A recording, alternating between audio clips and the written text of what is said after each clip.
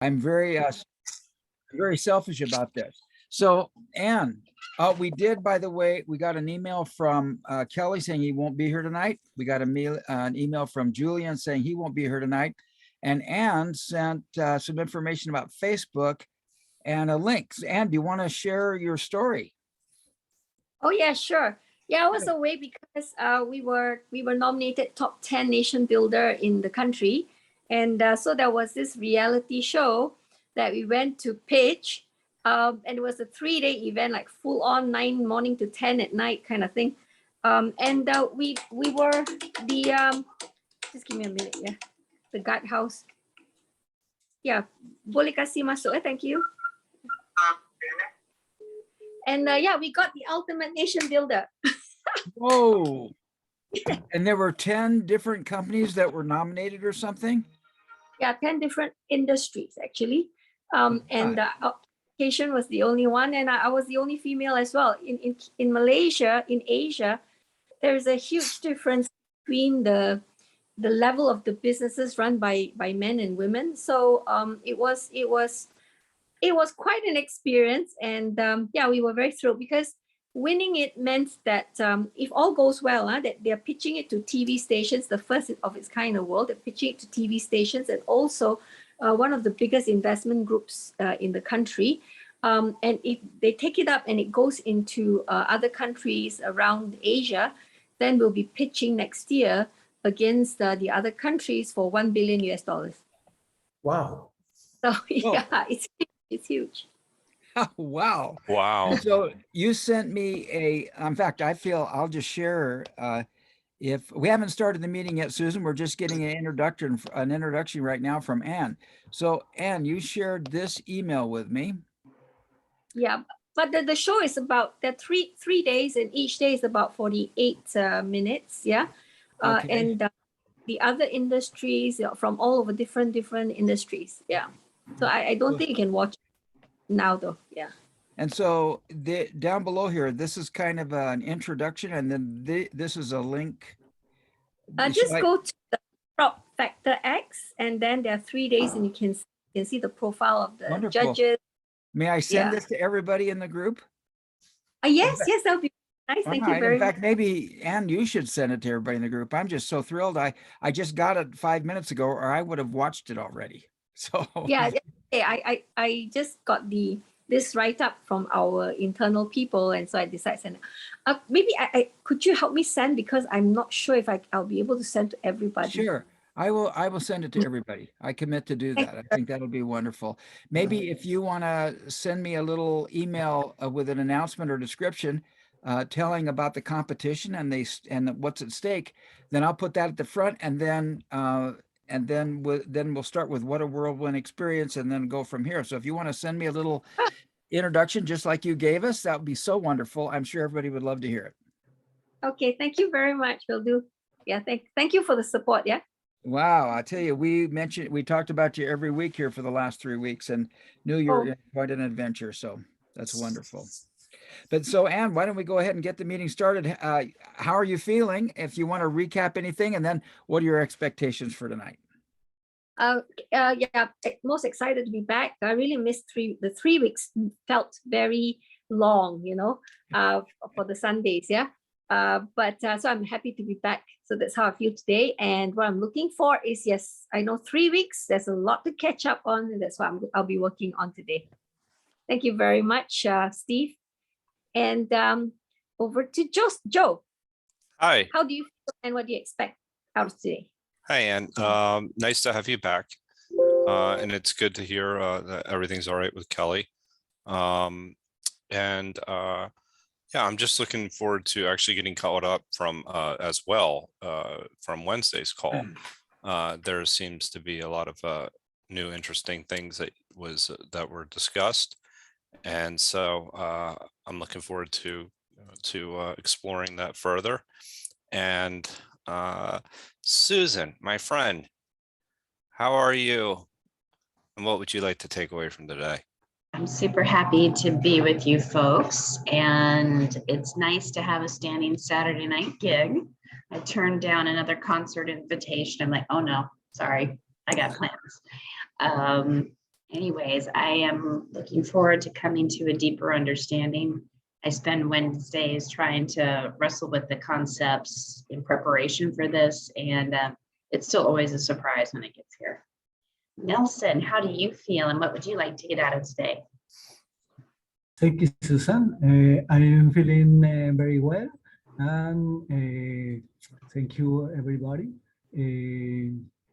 My speech today is to learn more about Bucky's thinking, and especially the more about the sphere. The sphere is important for me to know how this apply in the business. Yes, it's my expect. Thank you, Manu. What do you feel and what do you expect? I'm really feeling ecstatic, grateful and encouraged. Thank and for sharing your experience. It's really, really, really extraordinary. I don't have other words to say. What I expect is that we continue on exploration of geometry, and most importantly, linking it to reality of our experience, and then building of artifacts of things that make us understand better, and then improve lives locally, and also sharing in terms of exponential transformation of the world. That's what I expect. Maybe it's too big, but hey, that's my expectation. John, how do you feel? What do you expect? I'm feeling great. Beautiful day here in Perth. And after this, I'm off to the movies, so I'm looking forward to that. But glad to be part of the call today. Looking forward to moving from triangles to spheres and stretching the brain a little more. So I am confident I will know a little more in 2 hours than I know now. But just glad to be back with you all this week, and praying that Kelly will be with us next week. So I think that's everybody except you, isn't it, Steve? Raffers has come on the calls. He's not yet appeared And visibly. he's connecting still. Yeah. Raffers, are you there? Says he's connecting to audio. He's been connecting for quite a while. Okay, let Steve go on and then It's pass Steve. it on. Okay, Right. Steve, so how do you feel Then and we'll what go do you from have to there. take out of today? So I felt like I was in Twilight Zone a little bit because I logged out a bit early, and then nothing was happening for attendance, and I started getting an email saying we wouldn't be there, and then Nelson was the only guy that showed up. I'm so glad you all showed up. Listen, and Anne, we've been doing triangles for the last 3 weeks, and last week I think we finally figured something out. If we have one clear artifact, it's probably last week on triangles. So if you want to catch that email with that link, I highly recommend that to everybody. We're going to be tackling spheres today, and I got to tell you, Manu's understand. I get weekly tutelage from Manu and from Susan and from Roffers, and my job is to try to figure out and put something together for everybody. Raffers is coming back in, put something together for everybody, and I'm hoping we're able to do that tonight with spheres. So, and I hope it doesn't take 3 weeks, but it may take 3 weeks. We'll just have to see. So Roffers, he's in and out again. So we'll go ahead and start sharing. Is everybody ready to go? Yeah, Bo. All right, here we go. All righty. So John, you seem to be the guy. You and Joe seem to be the two guys who are reading. So John, if you want to start out, we'll start out. Good. And I think what we'll do is we'll read the whole paragraph first. This one Yes. is not quite as hard as triangles, I don't think, but then we will break it down phase by phase. So let's start with the whole thing. And if anybody has Okay. any questions or comments, we will take them right after John gets done with this first giant paragraph. Go ahead, sir. Sphere. The Greeks defined the sphere as a surface outwardly equidistant in all directions from a point. As defined, the Greeks' sphere's surface was an absolute continuum, subdividing all the universe outside of it from all the universe inside it. Wherefore, the universe outside could be dispensed with and the interior eternally conserved. We find local spherical systems of universe are definite rather than infinite, as presupposed by the calculus's erroneous assumption of 360 degrees of surface plane azimuth around every point on a sphere. All spheres consist of a high frequency constellation of event points, all of which are approximately equidistant from one central event point. All the points in the surface of a sphere may be interconnected. Most economically interconnected, they will subdivide the surface of the sphere into omnitriangulated spherical web matrix. As the frequency of triangular subdivisions of a spherical constellation of omnitriangulated points approaches subdivisibility, the difference between the sums of the angles around all the vertex points and the numbers of vertexes multiplied by 360 degrees remains constantly 720 degrees, which is the sum of the angles of two sides unity of 360 degrees, which equals one tetrahedron, QED. Okay. I think we could do a Big little bit more mouth. analysis. Yeah, big mouthful there. So let's break it down. Any comments or questions before we start doing the breakdown? Okay, here we go. Go ahead, John, if you would.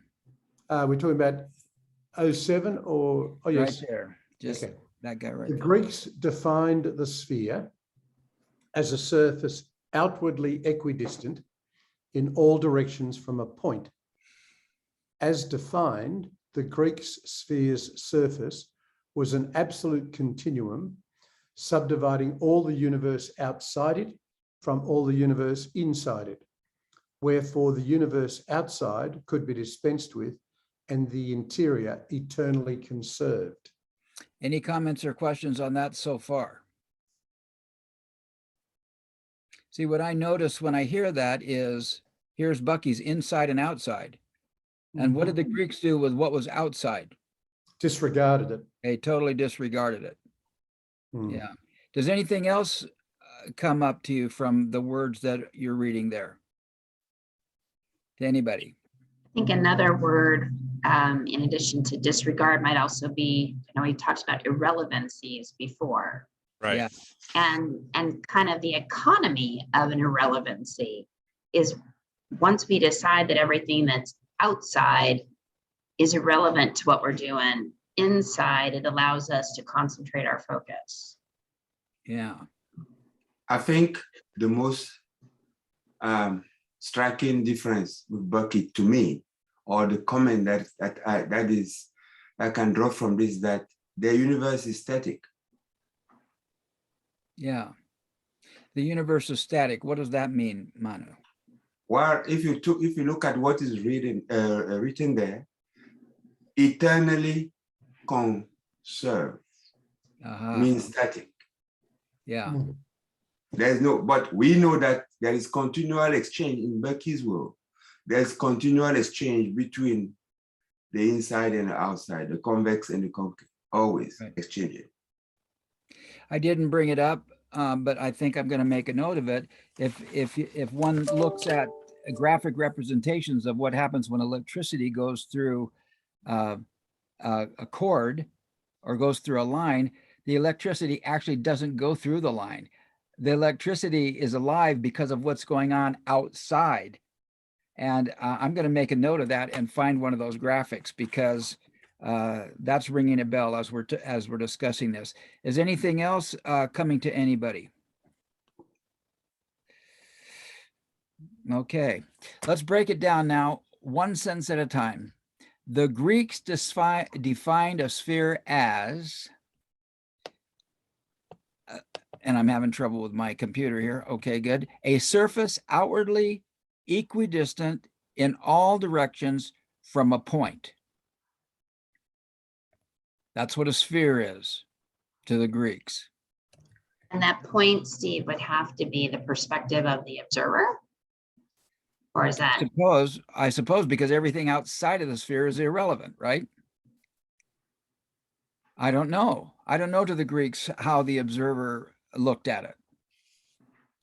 Does anybody know how Plato or Aristotle looked at a sphere or the point in a sphere? And we're going to see how this picture doesn't work anyway in a minute, but I want to be really clear about what Bucky is saying about the Greeks' point of view. So a surface outwardly equidistant in all directions from a point. The Greeks' sphere's surface was an absolute continuum. Mhm. What's an absolute continuum? It unbroken? doesn't have a beginning and an end. Interesting. Whichever part of the sphere's surface. And you're on, once it you're can on it, you just continue. keep going around it. What were you going to say, Susan? Just what John said, unbroken. Okay, good. And then subdividing the universe outside it from the universe inside it, wherefore the universe outside could be dispensed with, and the interior was eternally conserved.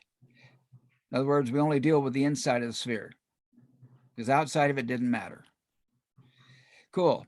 As part of that, here's a little graphic of like traditional geometry and the fact that we have this sphere, and the sphere has certain elements.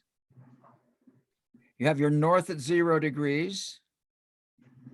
Wow, I'm having really I bought a new keyboard in order to get my thing to work. So there's the north, and the south at 180 degrees. Mhm. And here was the observer here at 0.7. At least this is what this graphic said. The observer. The observer looks out towards a star. There's any star there. And we have a zenith, which is up here. It went away. I think the zenith is, yeah, right there. There should be a red dot right there. I don't know where it's at. I'm going to make a note about the red dot at the zenith. And then there's a bunch of great circles. The Greek talked about the great circles. The equator is one great circle. And then the azimuth is along the horizon, the great circle or the grand circle. Every meridian, including the equator. So anything that goes completely around the surface.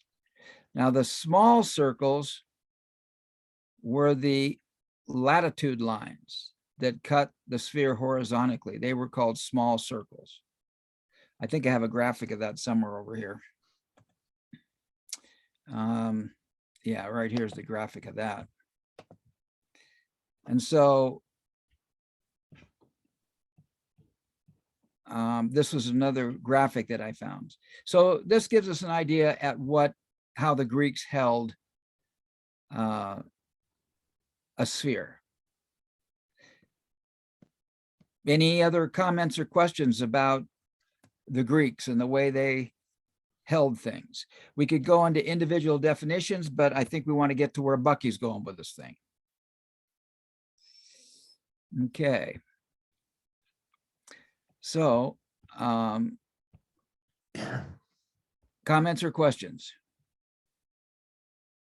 All right, so I don't know why this does this. I think maybe there's more to this and it got left off. Let's see. Nope. Okay, so then continuing with the paragraph. So Yep. this is continued. Go ahead, John. We find local spherical systems of universe are definite rather than infinite, as presupposed by the calculus's erroneous assumption of 360 degrees of surface plane azimuth around every point on a sphere. Let's pause right there. Let's pause right there. So the surface point azimuth on every point, and he's talking about this 360 degrees right here. He's talking about the Greeks' idea. And when he says a point on a sphere, he's talking about a point on the outside. Right. Okay. Around every point on the sphere, and this would be the points outside the sphere. That's what you're saying. Okay.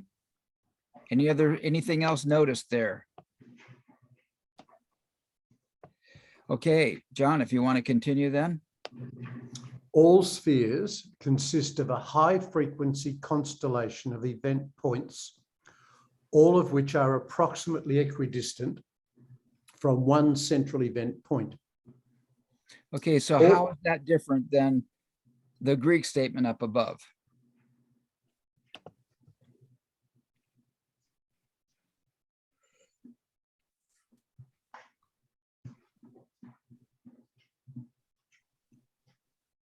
Well, in the writing, you already have the word approximate.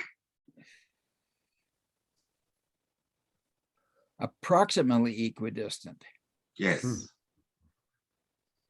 And then you have the story of high frequency constellation of event point. Event point.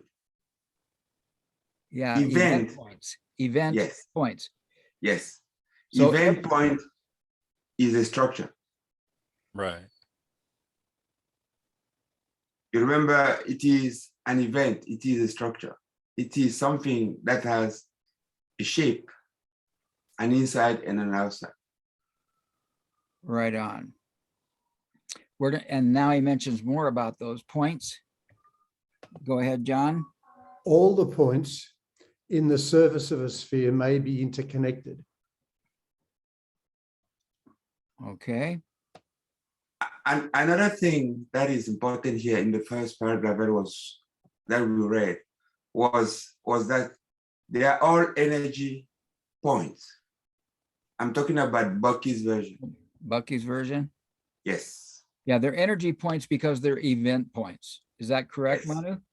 Yes, they are energy, all of them. When you talk about the constellation of stuff, it's like a constellation of stars. Right. So you have all the stars. Right. Which are approximately equidistant to another event, to a central event. Okay. Or which are approximately equivalent to one central event point. It's no more, yes. Would be the observer still, right? You're talking about in the center, or that could be anywhere in the sphere. What do you suppose? No, the observer would be the sphere. I mean, you're not talking, no more talking about the center of a sphere. Okay. You're talking about view from a star towards other stars, or view from Earth towards other bodies, celestial bodies around the Earth. You get what I'm trying to say? I think so. You are not at the center of the Earth. You are an observer, you are on the Earth. Right. Or you imagine, maybe you can imagine yourself at the center of Earth, but you see, you are here, you say, if you read this, is that all points, like all sphere consists of a high frequency constellation of event points, all of which are approximately equidistant from one central event point. So isn't that one central event point? Wouldn't that be this 7 right here, this observer? Is not, to me, is not an observer. It's completely different there. You're looking at an array. Let's just say you are at the surface of Earth and looking in the sky. Okay. And then you see, for example, the Halley constellation or any others, right? Okay. Or you see, for example, the solar system. You observe the solar system. You have what is called the sun, like in the middle. Right. And you have all of these planets orbiting the sun. You have Earth, you have Saturn, you have all the others.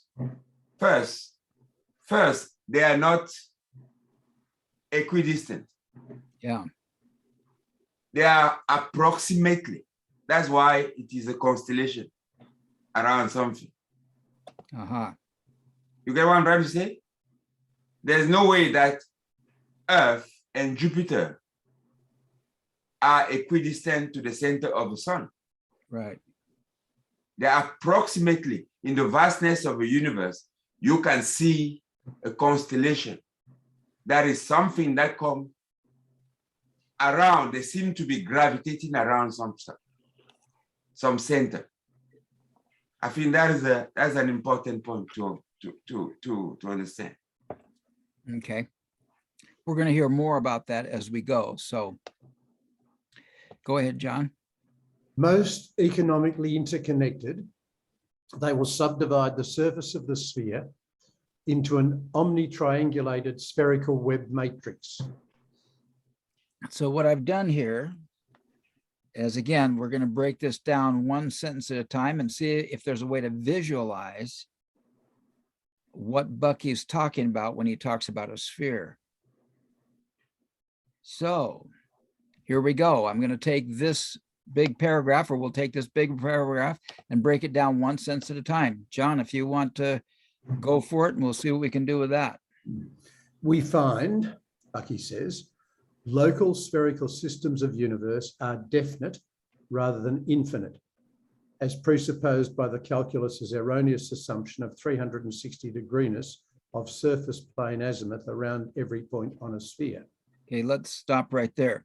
So the Greeks would say that there's an infinite number of points on that you could tap on the surface of that sphere. Bucky says that there's a finite number rather than an infinite number. Is that what I read here? Yep. Okay. Any comments or questions? Let's continue. Go ahead, John. All spheres consist of a high frequency constellation of event points. Okay, Susan, did you start to say something? Well, I may be slow, but the comment as presupposed by calculus's erroneous assumption of 360 degrees of surface plane azimuth around every point on a sphere. I don't quite understand why that's not an okay convention. Like, what's erroneous about the idea that any point on a sphere would have a 360 degree azimuth in a surface plane? I'm not Greek, but Yeah, well, and let's debate that. The azimuth, I could be wrong, but it only goes around the horizon.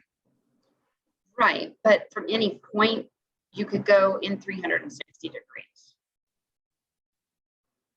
The horizon is a circle, That's right, of 360 degrees. and that's a surface plane when you decide to cut through that. Right. According to the Greeks, this is a surface plane. Yeah. Yeah, so I'm not sure why that's erroneous. I I'm think not it's sure if we're going erroneous. to find out later, but Well, I'm going to guess, I'm going to speculate.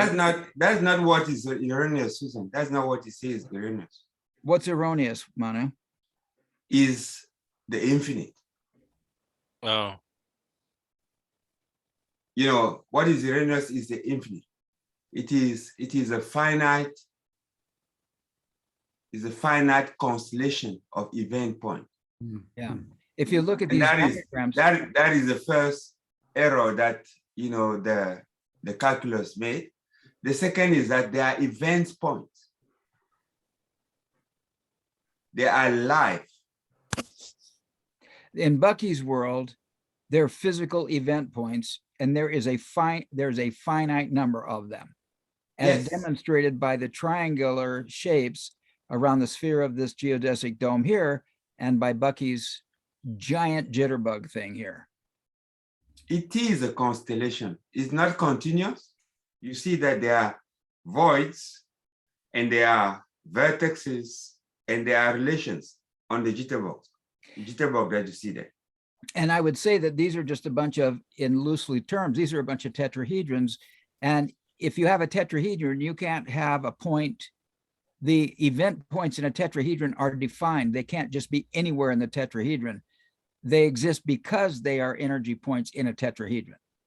That's how, those are words I would say based on my understanding of what this is. There's not infinite points. There are points that can be triangulated into specific events. And those triangulated events aren't infinite. They are definite.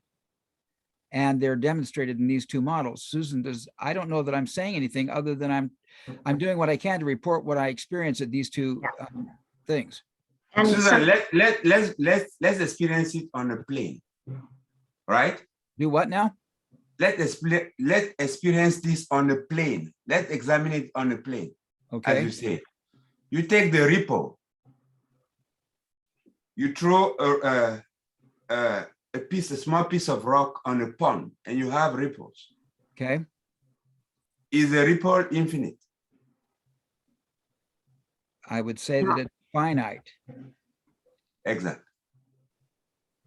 Because the ripple point is just, events that are going at a certain frequency, like that, and that close.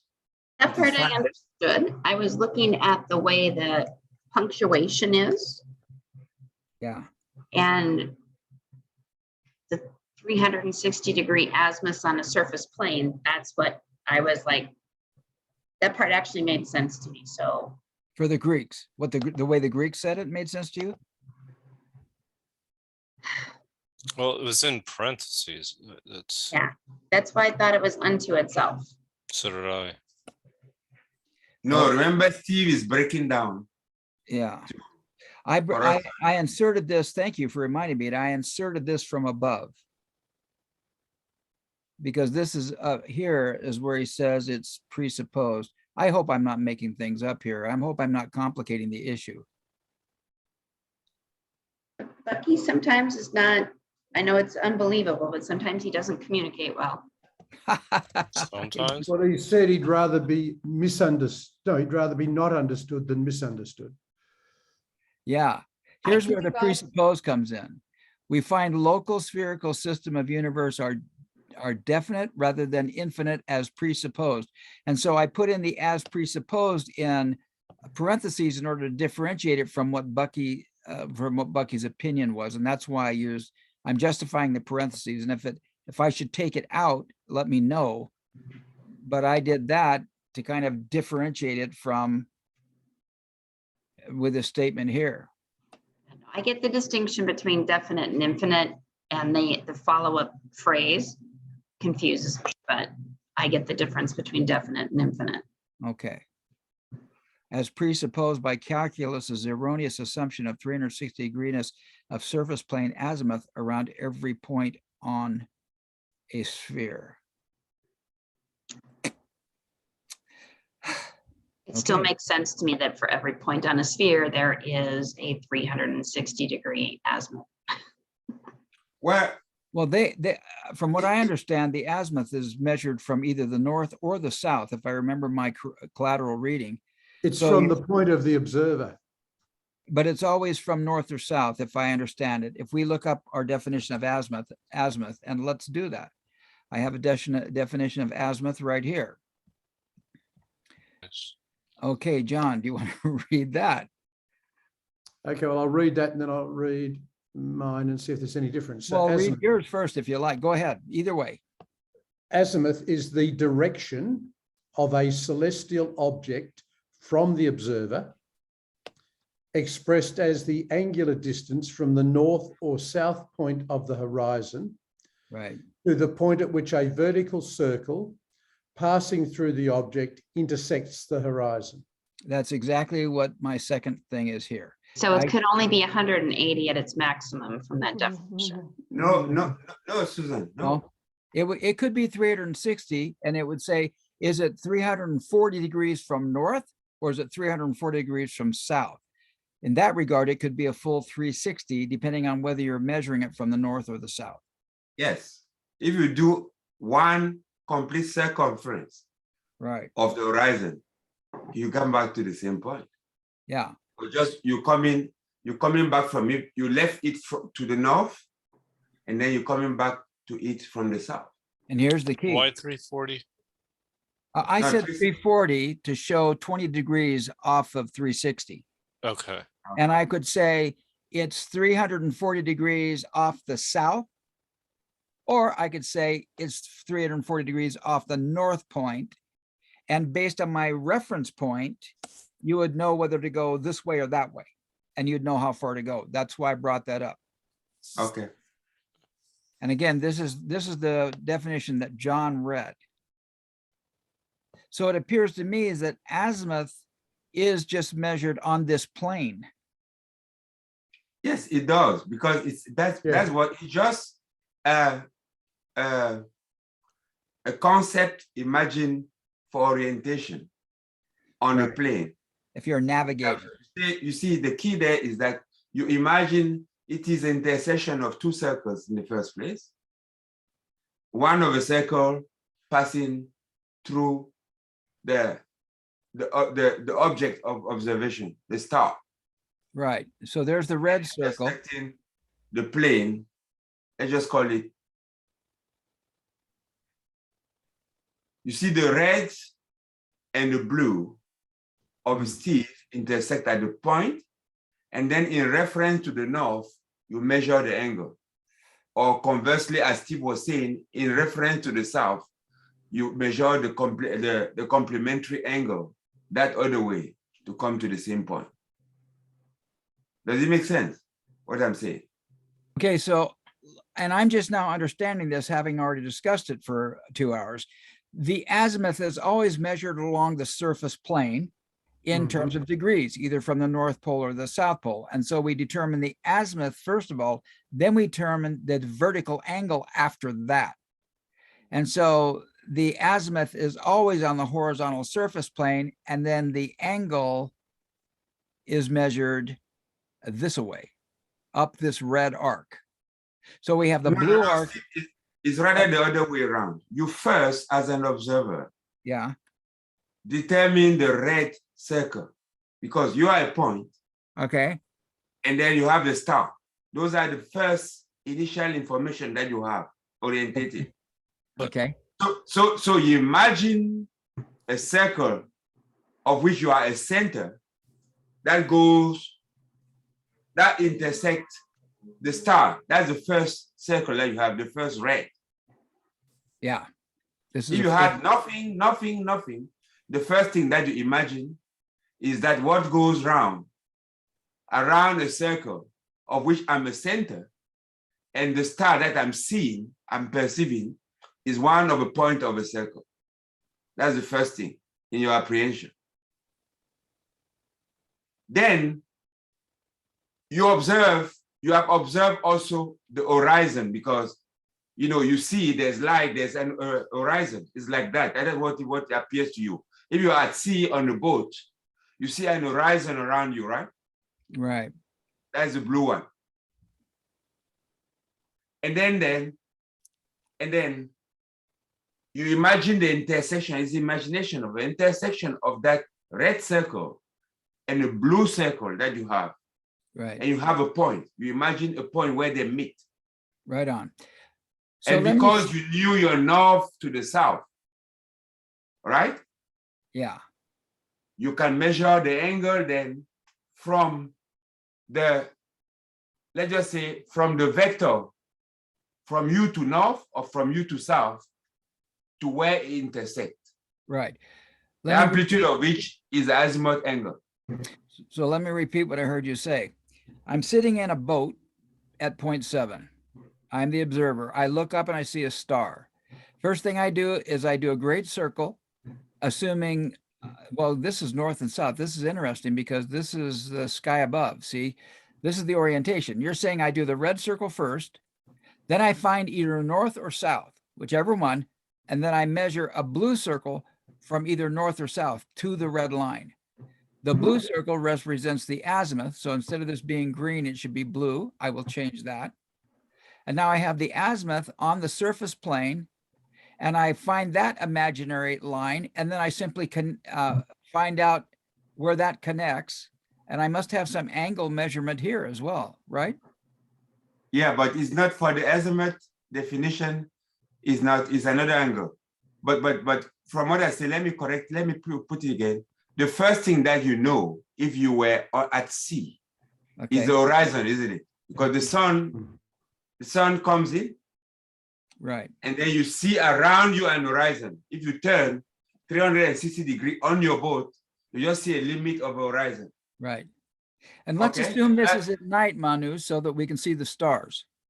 Okay, right. Okay. At night then, All right. you know, you already saw the horizon during day and you kept it in your memory. That Right. is your experience. Because you can only see things with light, isn't it? So during day, you saw or even at night, you know, like sometimes the sun can, you know, if in summer, clear, the sun can reflect on the bodies and give you Sure. an idea of a Well, horizon. it could be a full moon. And Yes. then yeah. Okay, so you have your blue that you experience every day because you are at the surface living there on top. Then you look up, you see a star. And then you imagine the red, yes, passing through the star and cutting your horizontal or your blue at a certain point. Yeah. And then the angle between your north-south, I mean, you were going linearly somewhere. And, you know, if I'm in Sweden, and then I were one of those guys on a raft, I will be down going, I mean, I will be following the current. Right. That will be my north-south initially, Right. until I correct. So you measure that angle in there, that is your azimuth.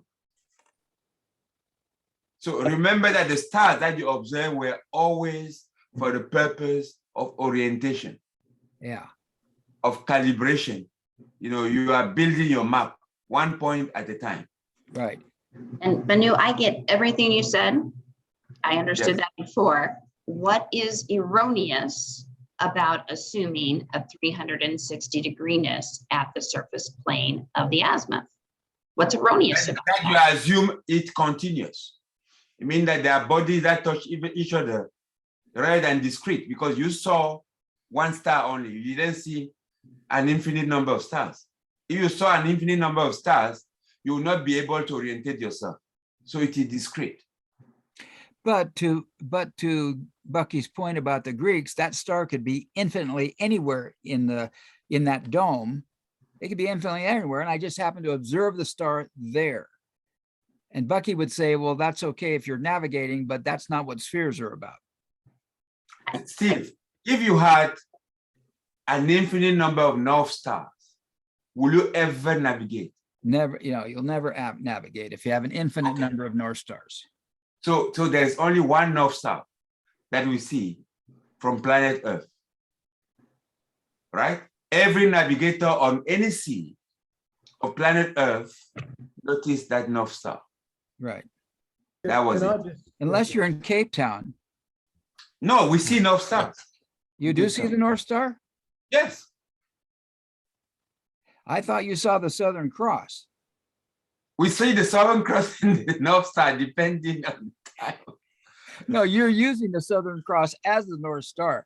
Below the equator, one uses the Southern Cross as Polaris, as the North Star, and above the We equator. see those things, Steve.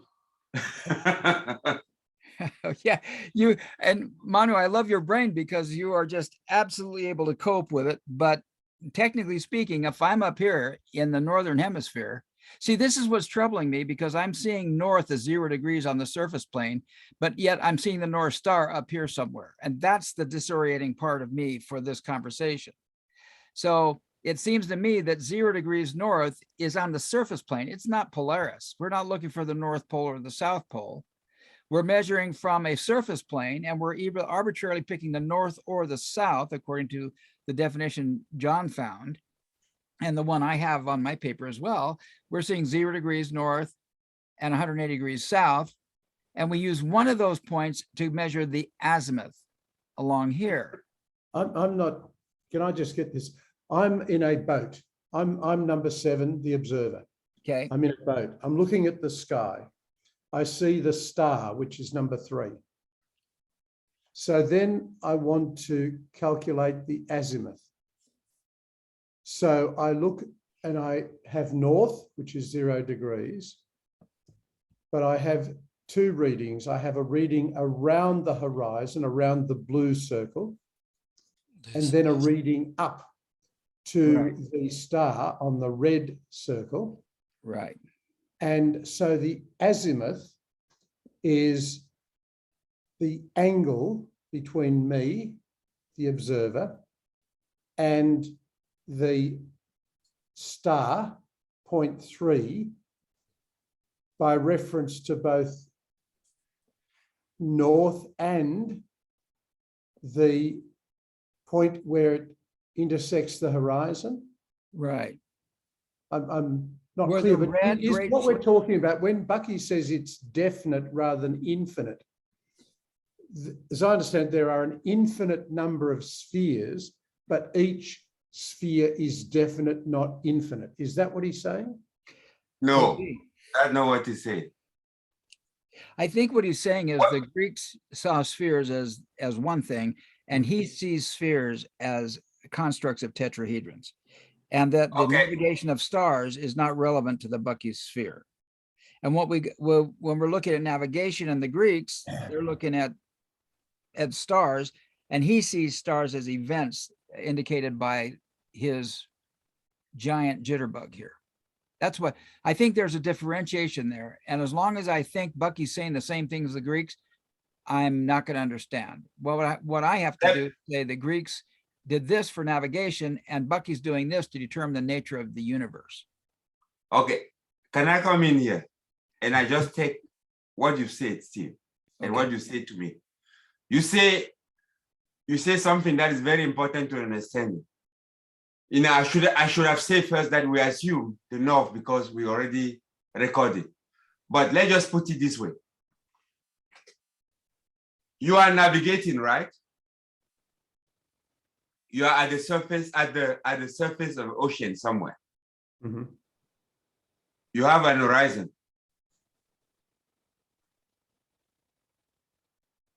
You can only see or you can only navigate from that point of view in terms of you can imagine that you are navigating, you are seeing along the red dot solid, no, the blue dot solid.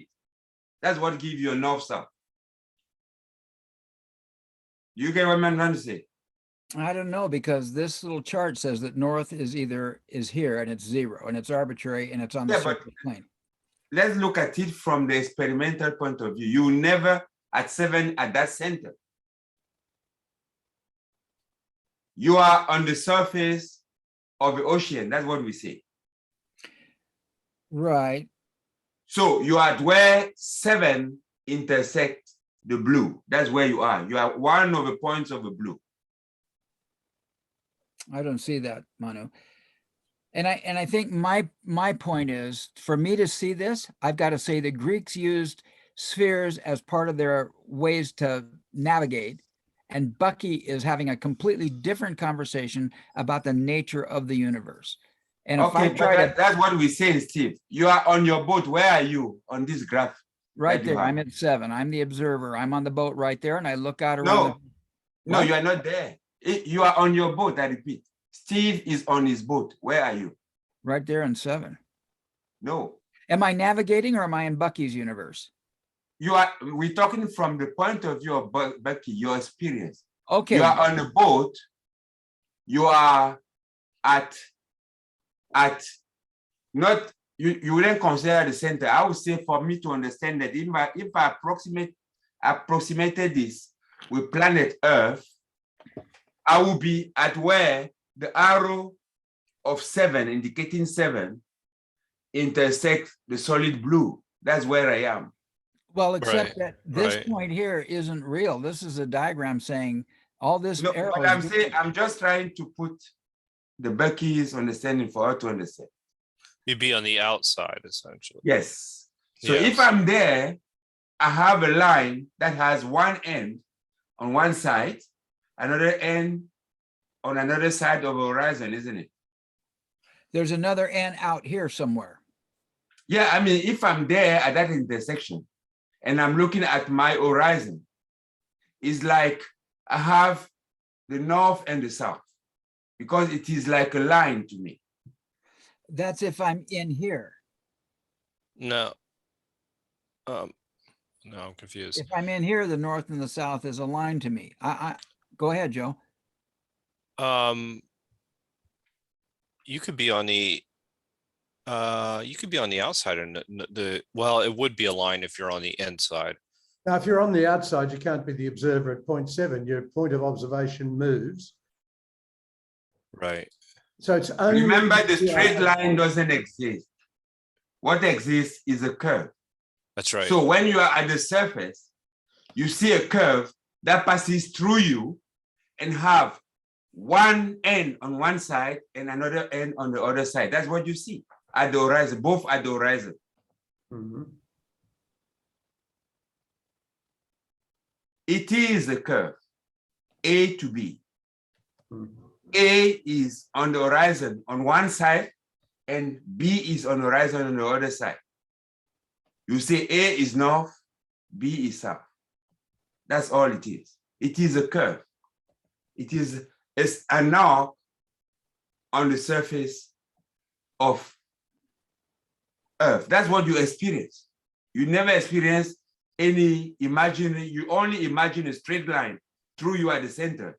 But your real experience is you on a boat and you look on one side, you have one point that ends at the horizon, and you look the other side, you see another point that ends on the horizon. And you name one side, say the right side north, and the south side, the left side east. That is your experience. Okay, so I think I just got from you, Manu, that we can't describe a 360 degrees of azimuth because we're in a curved universe. No, I didn't say so. What I'm saying is that to understand why Bucky say it's finite, it's not infinite. I got that. That's never been my issue. So what is your issue? Looking at the statement about erroneous 360 degrees of angles around an azimuth. Can't be more than 180. Can't be more than 180. What can't be more than 180? The angle of the azimuth. Well, maybe. I'm not a navigator. Think about it. Think about it. You're looking at north Mhm. and you're looking at the star, Right. and it's the angle between north and the point where the star sits above the horizon. So if we look at this little arrow here between north and the number 6, right? So that's the azimuth. Now, Right. it can go all the way to 179 degrees, but once it hits 180, you would come from the other side. Correct. Right. That's correct. So it You can't be wouldn't more see than it. 180 degrees. Because it's on the horizon. So instead of it being, it's from the north. So it's either 179, 180 that way, or 179, 180 that way. Exact. But I could be 340 degrees from either No, one. you can't. No, you can't. Because So you're saying an azimuth is never greater than 180 degrees. that's right. That's what I'm understanding from this now. Yeah, I thought I got to that point a couple minutes ago, but I thought that got thrown out the window. So Well, no, I But don't. that's think why it's you precise, Steve, when you are giving the azimuth, you always say north or south. It means you've chosen to be 180 degrees as reference. Yeah, yeah. Because if you didn't say, if you just say azimuth without telling where it, for it to make sense to any navigator, you have to tell him it is north or south. If you just say azimuth, 90 degree, azimuth 30 degree, it might be 30 degree, but it might be 270 degrees. It's not very helpful in terms of in terms of navigation, where a fatal error, you know, like just that error will take you completely away from your objective, isn't it? Navigation means having a point where I can go and repeat go all the time because I know how to go there.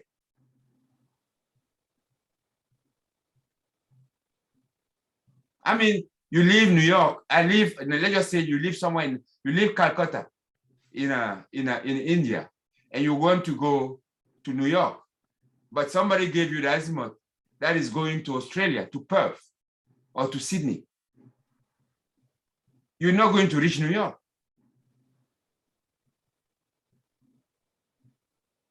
By the time you correct to go to New York, having first gone to Sydney, all your resources will be exhausted and you will But crash. I need to have my star before I can determine the azimuth. Exactly. And I do it by reference to north. And once it gets to south, it's 180 degrees either way from north at south. And so I don't do 240, I do 60. But what I don't understand that Steve just said it correctly. He corrected me here in that in the southern hemisphere, we don't see the North Star, and which was right. Right? We see the southern, our orientation, the Southern Cross, isn't it? Steve, you say so, right? Mm-hmm. So we're not going to be measuring in the South Seas angles in regard to the North Star. The reference in the Southern Hemisphere, it is the Southern Cross, because our experience is that once we are in the Southern Hemisphere, the Northern Star is into another phase that we can't see, right? Because of a curvature of the surface of a globe. We are somewhere where on one side where we can see, you know, like let's just put it this way. It is clear here and then it's dark the other side, we can see. All right, I'm wrong. Azimuth can be 360 degrees, but this seems to say it can be greater than 360 degrees. That's right. That's Well, really if the azimuth is 225 degrees as D here, you know that you have changed your reference somewhere. I will know, for me, anybody, if I'm rotating and you say my azimuth is, you know, if I'm going to get to somewhere, for example, and you say my azimuth is 225 degrees, I would know that I'm not, if I left New York, I'm not going to Europe. I will know it. I'm going somewhere into the Pacific. I'm going to how will you call it? That would be like going from New York to Hawaii, going eastward and circumventing and you know, how will you call it? And then fly all the way across the Atlantic, across the continent and the Pacific, and coming the other way to Hawaii, rather than going straight to Hawaii.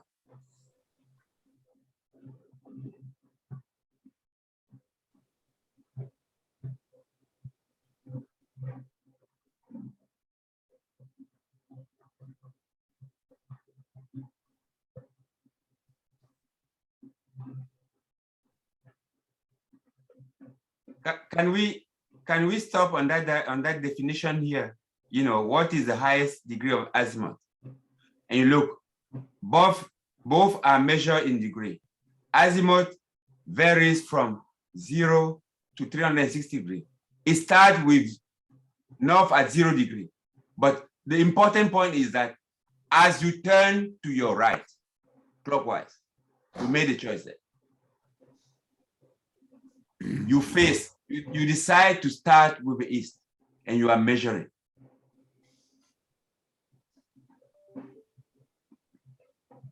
Exact.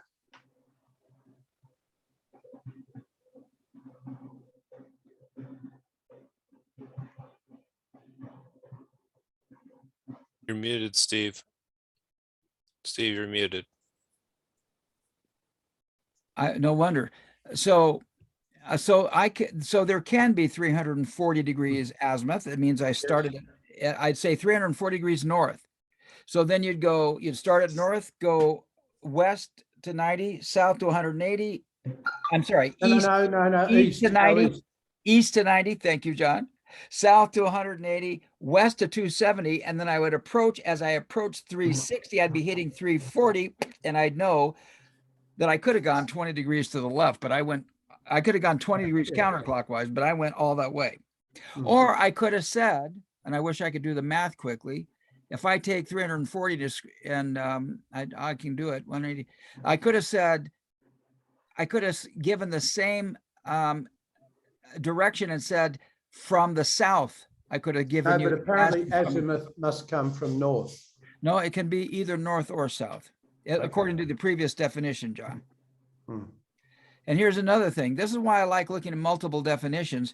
How many degrees are in azimuth? 360. An azimuth is the direction measured in degrees clockwise from north. Well, see, and the other definition, John, that you and I have is north or south. But this says north on an azimuth circle. An azimuth circle consists of 360 degrees. Who described it first?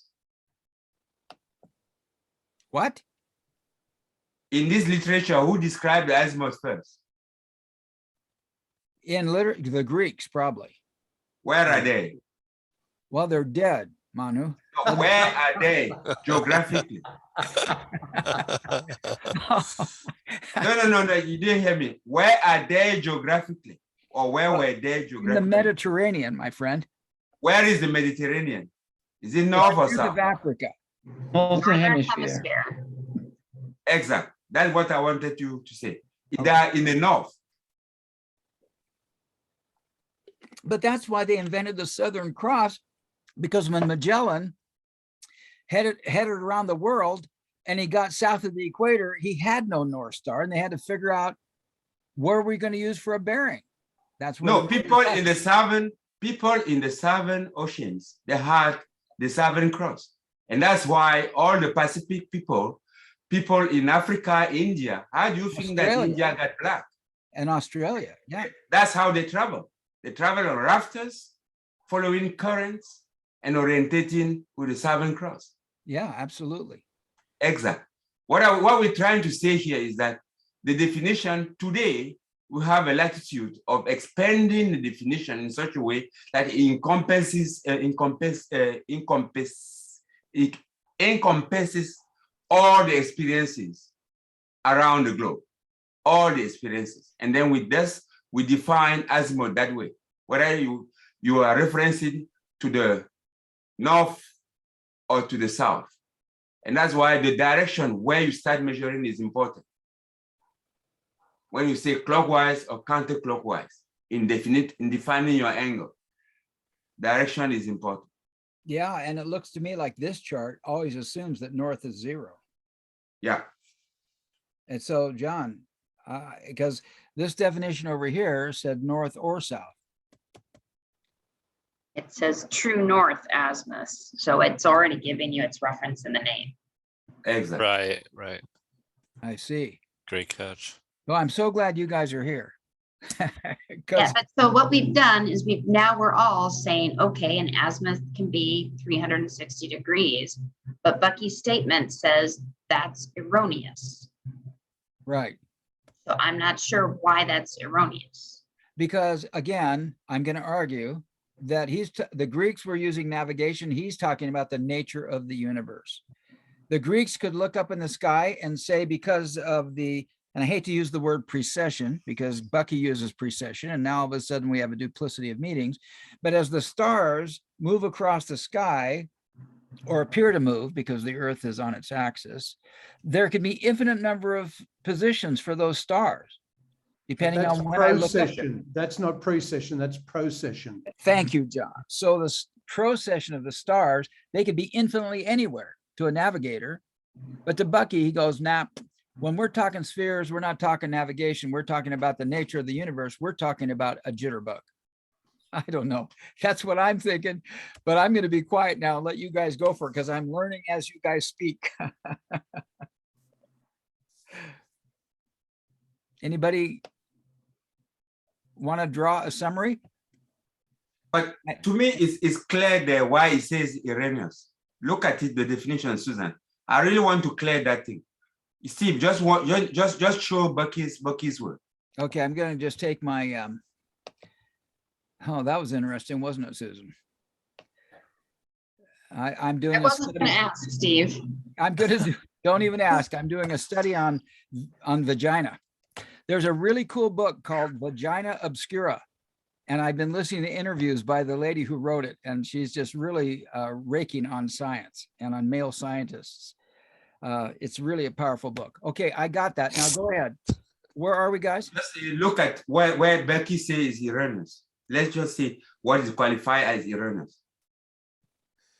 Okay, you say if you read it very clear, it says that the calculus, where is it again? We find that local spherical universe are definite rather than indefinite.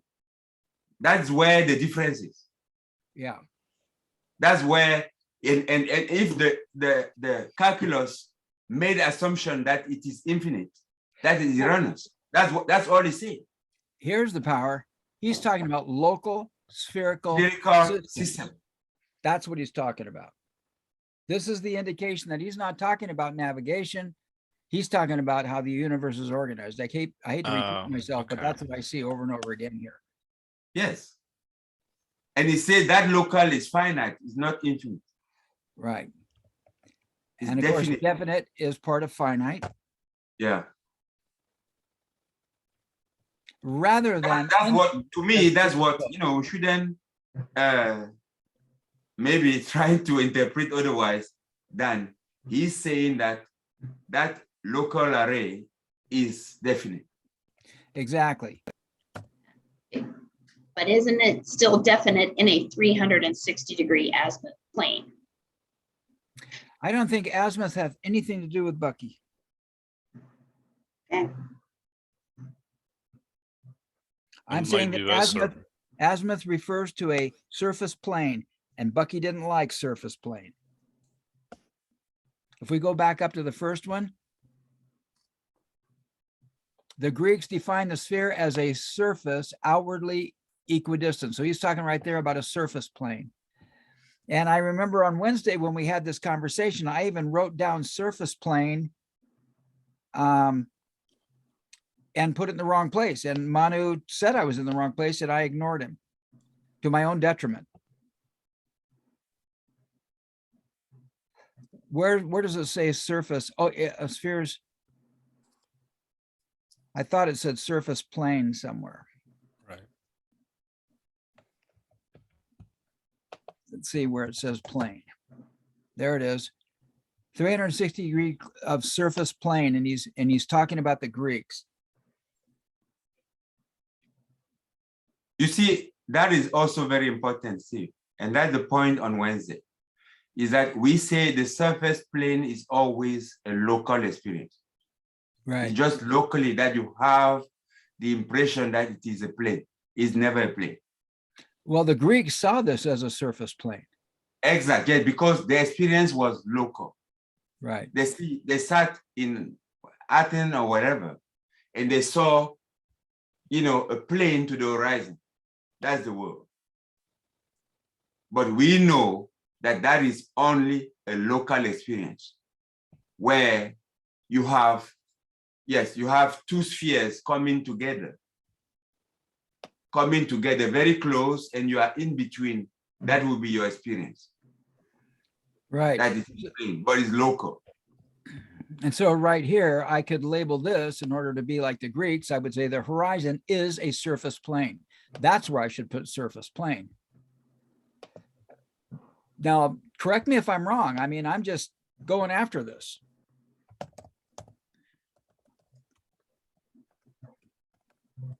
Jeez. Right? So there's the horizon. That is the surface plane.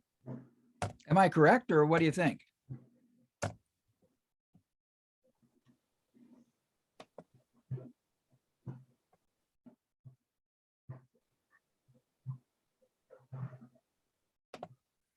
Okay, I'm going to leave it there until somebody tells me to take it away. I think the calculus in general make a lot of inaccurate assumptions to start with, and then generalize in terms of some asymptotic tendency to the ideal world. I give an example. What you call calculus, that was, say, when Newton was doing the differential calculus, he assumed that you have triangles. He assumed triangles on his small iteration. When you say dx of something, you are assuming a triangle. That's why you have the 1/2 of the side or the arc or the side multiplied by the radius, and you have 1 arc to calculate the surface. But we know that that is erroneous, right? And then to come to what it is in reality, they do what you call integration, where you take that stuff, the smallest possible, and then it tends towards something that is finite, and that is an exact measurement of a surface. We know that the calculus assumption of using a triangle for its calculus is not correct. But when it's small enough, it is correct enough for you to deduce the general, the macro, or the bigger one from adding all of those smalls. That's what it is. It's exactly what Bucky is talking about here. If you want to calculate let's say the land area of the US, the land area surface of the US, of a continental US, what they do is that they come and they triangulate it. But the surface of a triangle there, they are not exactly the same because you have profiles like that. But if they do it small enough and they add it using generalized formula, they are going to get an accurate measurement of the land surface of the US. True or false? Relatively speaking out, it's like a good rule of thumb. As long as you use the wrong rule, as long as you use it every time, you're going to have consistent answers. But it's not a rule of thumb. That's calculus. That is what calculus does. Yeah. That's what calculus does. Calculus was doing it small enough and having the capability of adding it together back to approximate the most accurately what is in reality. That's all calculus does. That's why it needs computers. Really exciting. We want to get through this, so let's continue reading so that we can put all this confusion into context. All spheres consist of a high-frequency constellation of event points, all of which are approximately equidistant from one central point. And I think he demonstrates that right here with his super jitterbug, and right here. That is exactly, again, Steve, in there, right? You have one central event, right? An event, we know that an event has inside and outside. It is something real. Right. You have another event somewhere. Yes. Right? In relationship to that event. There's a sphere. Okay. Do you think that a point at the surface of that event, one point that is north of it and the other point is south of it, is equidistant to this point? No. To the central point is not. What I'm saying is that if we are on Earth And the point, okay, let's say the observer is at the center, is the sun. When the sun, when is, for example, it is winter in the northern hemisphere and summer in the southern hemisphere now. Do you think that you, Steve, where you're sitting, and I here, Manu, in Cape Town, are equidistant to the sun?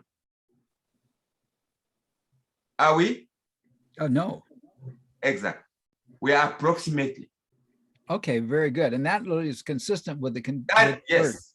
that we're about to read. I think I just read this. All spheres consist of a high frequency constellation of event points, all of which are approximately equidistant from one central point. As Manu points out, Cape Town is not the same distance from the sun, but we're approximate. And I point out these drawings. Let's continue and finish this reading. And I think it'll confirm the drawings. John, do you care to read this guy? All the points in the surface of a sphere may be interconnected. They may or they may not, but they may be, as we see here. But you are able to. I understand may to mean are able to be. Okay, good. And then continue, John, because I think it'll even clarify it more. Most economically interconnected, they, or all the points, will subdivide the surface of the sphere into an omni-triangulated spherical web matrix as the frequency of triangular subdivisions of a spherical constellation of omni-triangulated points approaches subdivisibility. The difference between 1, the sums of the angles around all the vertex points, and 2, the number of vertexes, 3, multiplied by 360 degrees, 4, remains constantly 720 degrees, which is the sum of the angles of 2 times unity of 360 degrees, which equals 1 tetrahedron, QED. And I wish I would love to take the time to build this math out like we did, or I did. You guys are patient with me as we constructed it, and Manu corrected me over 3 weeks. I finally got the 370 degrees right, the 730 degrees right. But this is that math as the frequency of triangular subdivisions of a spherical constellation of omni-triangulated points approaches subvisibility. Now, I think this is a key word, and Manu explained this to me on Wednesday. And if there any, we're going to talk about subvisibility, but any questions about what you guys just read, and you all see how they're connected to Bucky's construct here of the geodesic dome. That's what I see. Do you guys see I'm talking about geodesic domes, or am I missing something? We could be talking about anything, really. Okay. I mean, it doesn't have to be just talking about geodesic domes. I mean, you could be Right. talking about. Go ahead. But Steve, just put it, just come down a little bit, please. How far? No, up, back up on to the text. Okay, just there. Right. Just there.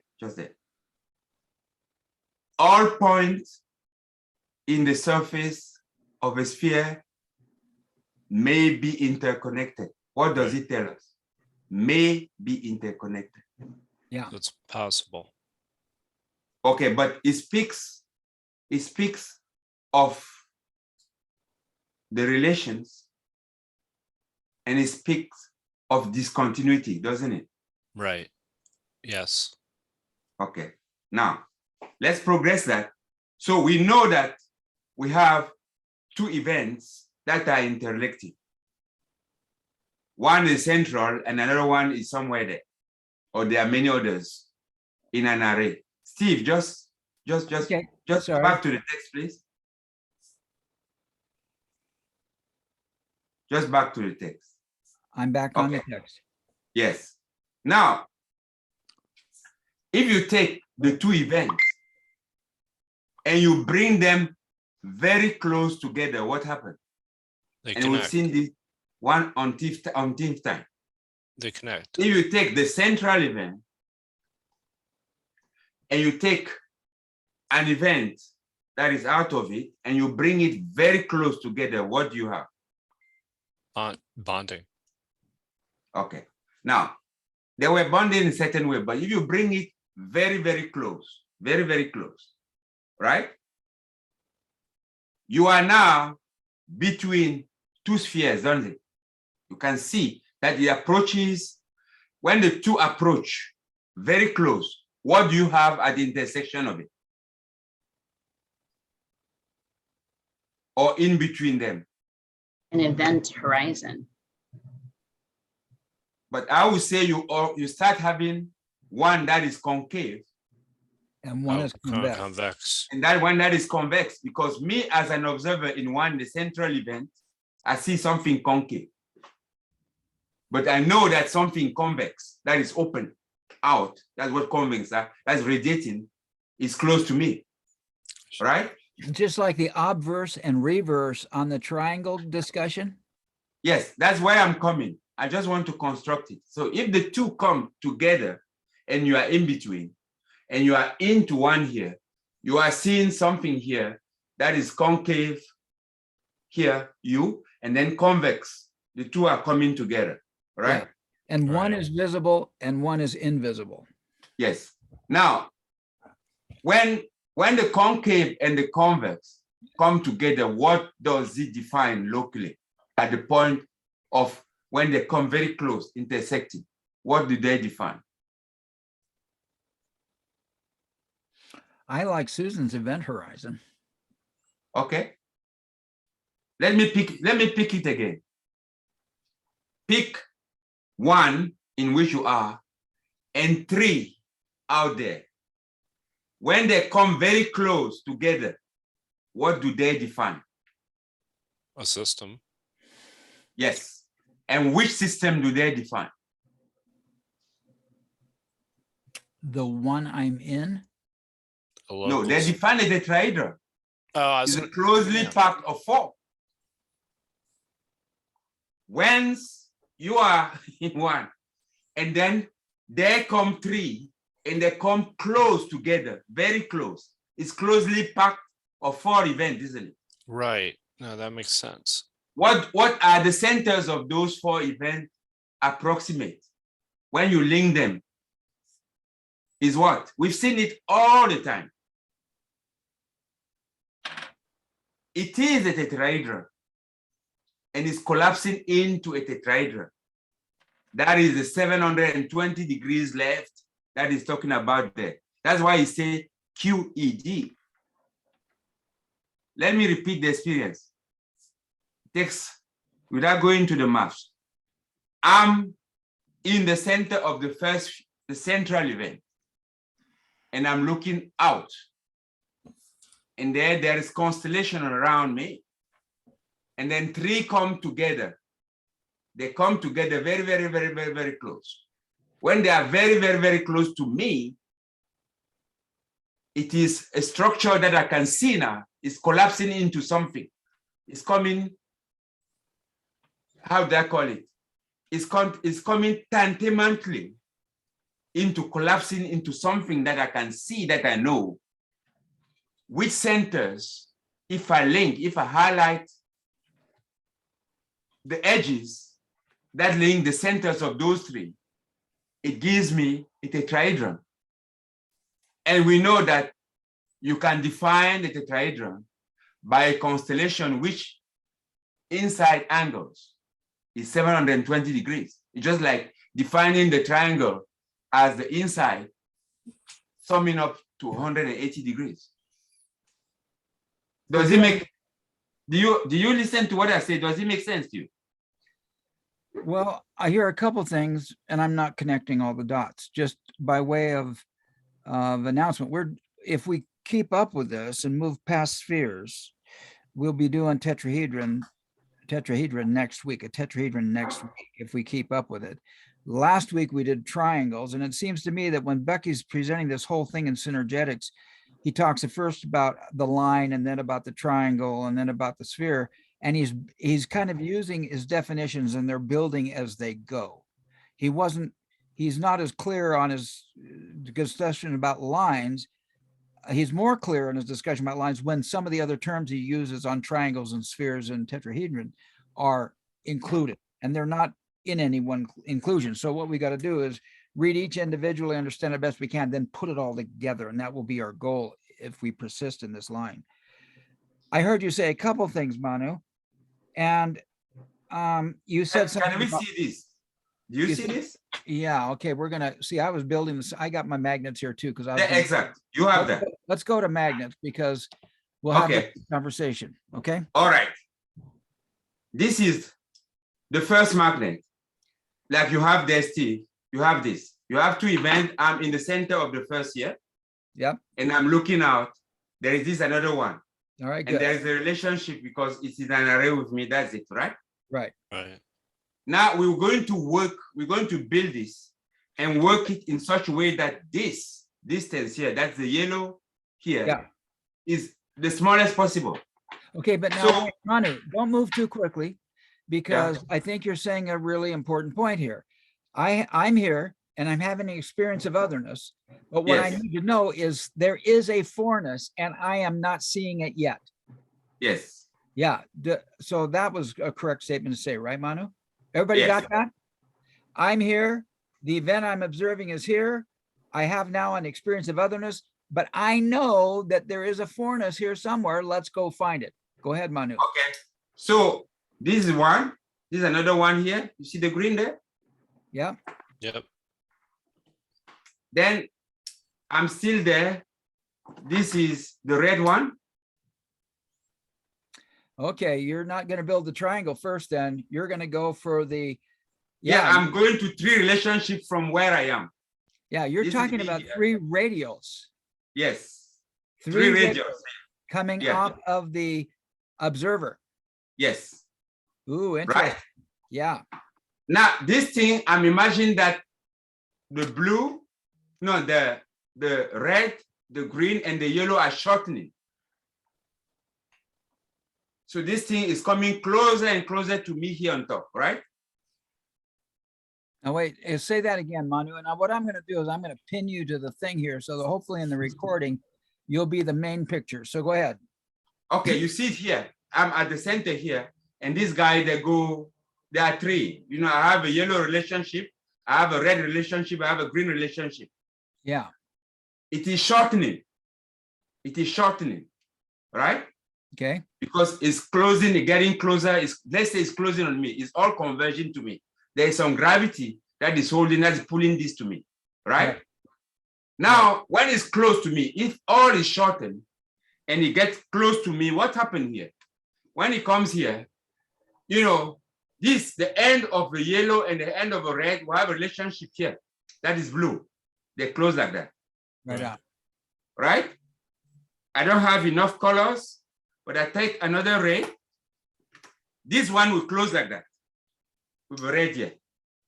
What would be cool is if this magnet set had 6 different colors instead of 4, so we could Yes. show each of those relationships as a separate relationship.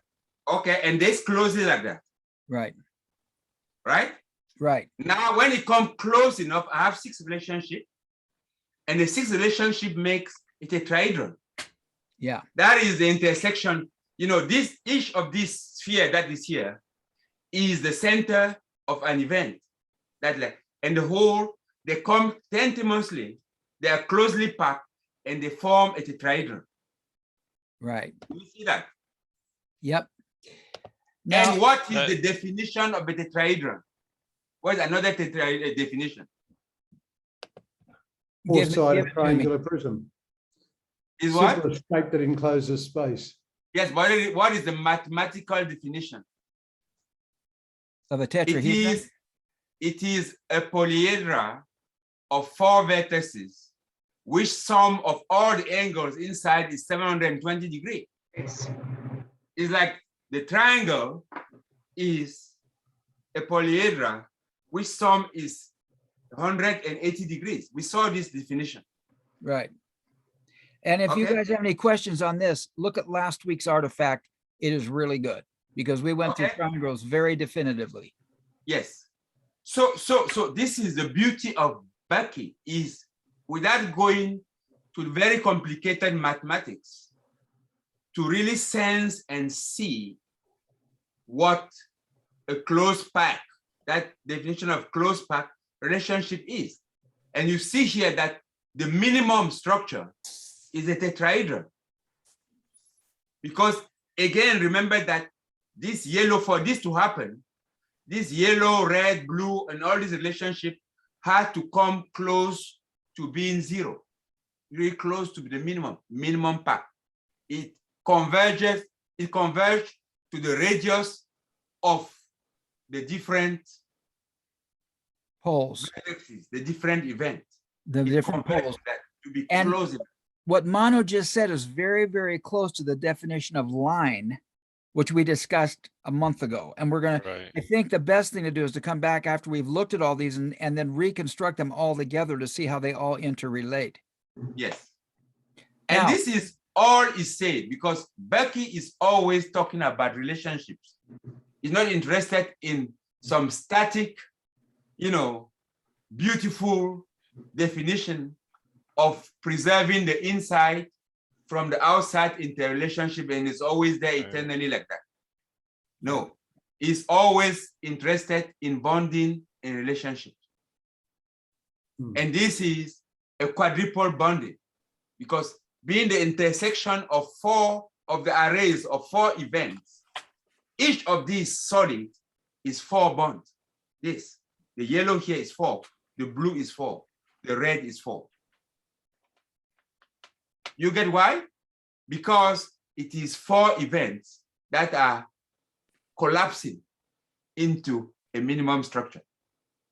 And the most expanded structure would be Something else. the brain. Yes, because when he starts doing this, he goes out and this guy look at another bond here for something else and then build and expand to a limit because all of these things have exhaustible energy or they have a finite content. That's the same thing to say. All right? It can only expand to a certain limit. And we will see what the most expanded form of it into the jitterbug Right. of Bucky.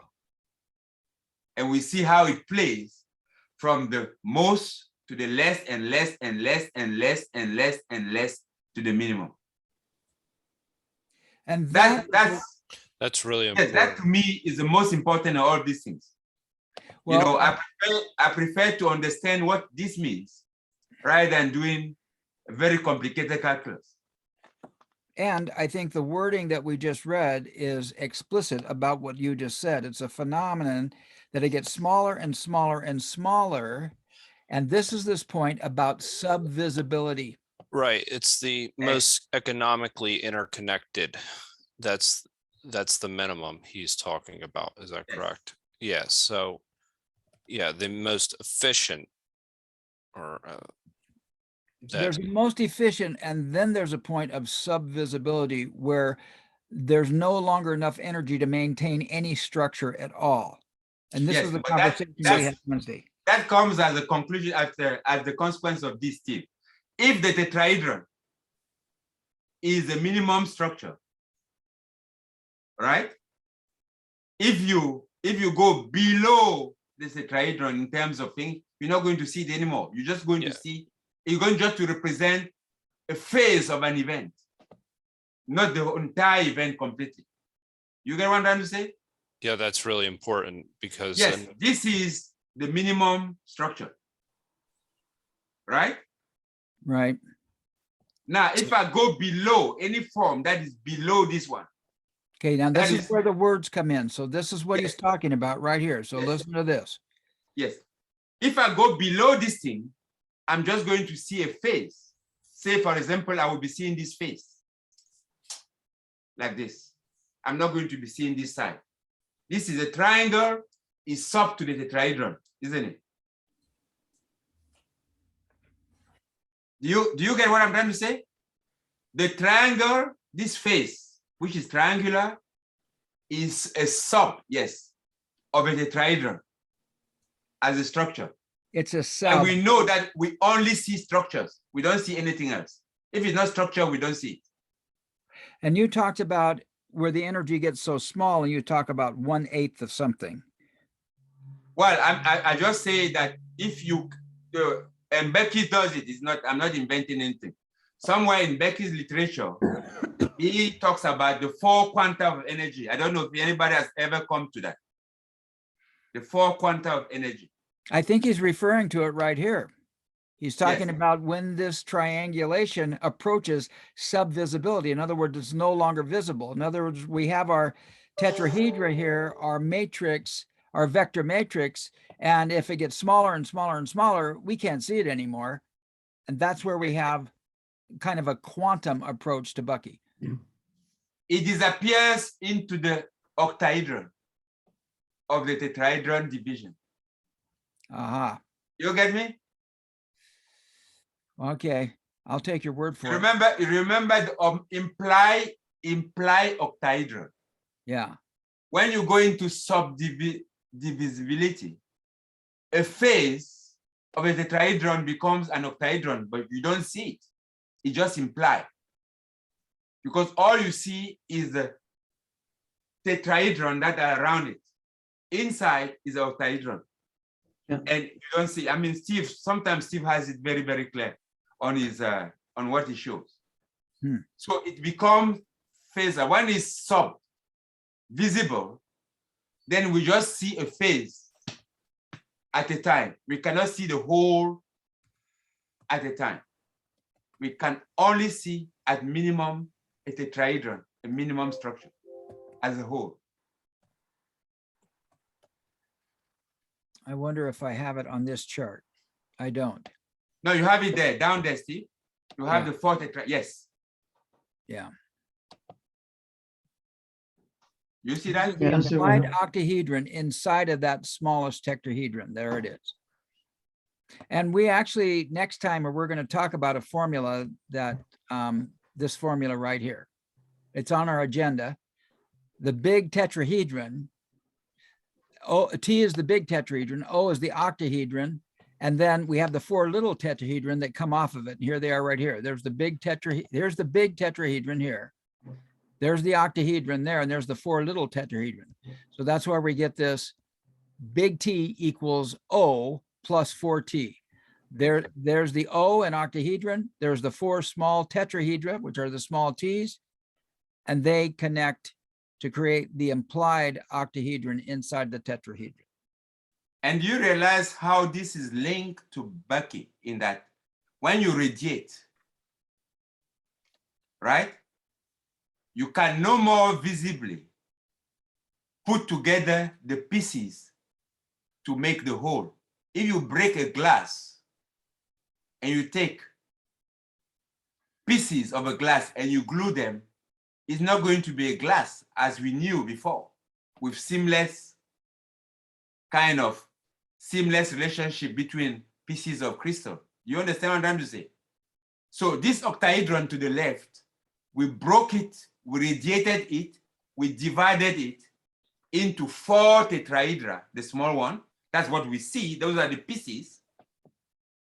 But when I will come to glue those things, I will just have the 4. There is an implied, there's some energy that is inside that I can no more account for. And that's what determines the second law of thermodynamics, in that you, in whatever you do, there is something that you lose, but it doesn't go into oblivion. It becomes hidden. And because we are systems and system evolving into fractals, yeah, well, that is lost to the system that we consider. Because it becomes subvisible. Yes. Okay, which comes back to the wording on the spheres, and that completes our conversation today. Okay, good. I am going to stop sharing. I can't find my buttons. All righty, good. Congratulations for making it through. And you were there, I think, most of the time. How are you feeling, and what are you taking away tonight? Are you getting anything out of this? Go ahead. You muted. You're mute. Yeah, You're you're mute. I know I'm back because I'm confused again. No, but in the best way possible. Yeah. okay. So Yeah, okay, what happens here is this: we're talking about the tetrahedrons, and then we're talking about the spheres. And the fact that I can see the tetrahedron and the sphere being part of this whole Bucky philosophy is crazy, because we normally learn them and look at them as all separate components, and a sphere is round and it's curved, and you never think of it in relationship to a tetrahedron. And then now to look at the world from that angle, I think it's just absolutely amazing. So yeah, so that's what I got out of today. Thank you very much, guys, and Susan. Yes. I feel like that was, sorry, I made so much work for you, Manu. I don't have clarity yet. And I, wrestle, and I'm not giving up. I'm seeing some things, probably most, but not all. And so I know that there's always more to learn. So Roffers, how are you feeling? And did you catch anything from today?